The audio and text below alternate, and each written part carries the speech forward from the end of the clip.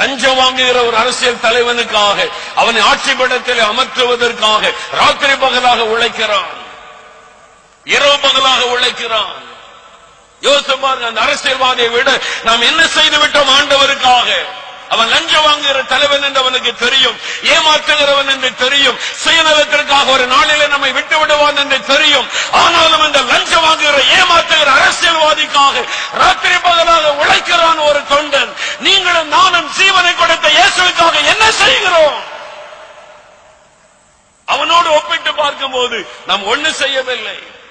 வசதியாய் வாழுகிறோம், வசதியாய் ஊழியம் செய்கிறோம், வசதியாய் ஜெபம் பண்ணுகிறோம். என்ன தியாகம் பண்ணி விட்டோம்?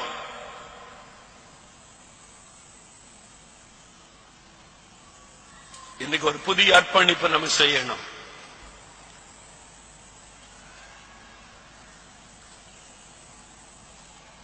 டேவிட் லிவிங்ஸ்டன் ஆப்பிரிக்கா ஊழியத்துக்கு போன போது மிஷனரியாய் போனார். அவர் தான் சுவிசேஷ வெளிச்சத்தை ஆப்பிரிக்காவில் ஏற்றி வைத்தவர். தன்னுடைய மனைவி பிள்ளைகளை தன் கையினால் அடக்கம் பண்ணினார். சிங்கம் அவரை தாக்கிய ஒரு கை, ஒரு பலத்தை அவர் இழந்து போனார்.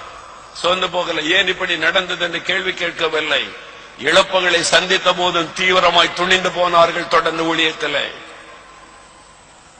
ஏன் இப்படி நடக்கணும்னு யார் கேள்வி கேட்டாலும் அதுக்கெல்லாம் பதில் சொல்ல மாட்டார்கள், போய்கொண்டே இருந்தார்கள்.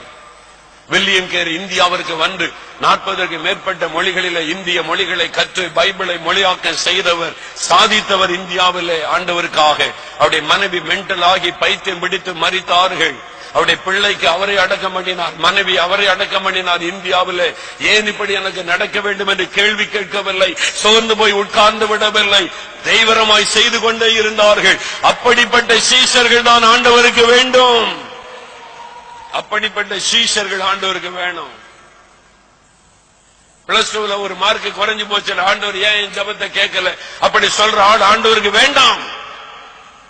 ஒரு மார்க் குறைஞ்சு போனதுக்கு நீ முறுமுறுத்து கொண்டிருந்தால் உன்னை கொண்டு தேசத்தில் ஆண்டவர் என்ன செய்ய முடியும்?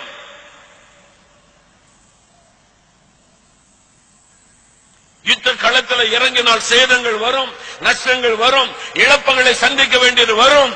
ஆயத்தமா இருக்கணும்.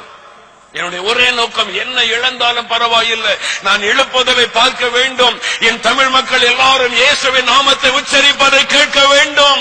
இன்னைக்கு கூட்டம் கூட்டமாய் காலிலே செருப்பில்லாமல் நடந்து ஏதோ ஒரு பெயரை சொல்லுகிறவர்கள் இயேசு இயேசு இயேசு இயேசு என்ற நாமத்தை எல்லாரும் உச்சரிக்க வேண்டும். அதை நான் காண வேண்டும். அதுவரைக்கும் ஓய்ந்திருக்க முடியாது, அதுவரைக்கும் அமைதியாக இருக்க முடியாது. விலைக்கரையும் கொடுக்கணும், யுத்தம் பண்ண வேண்டும்.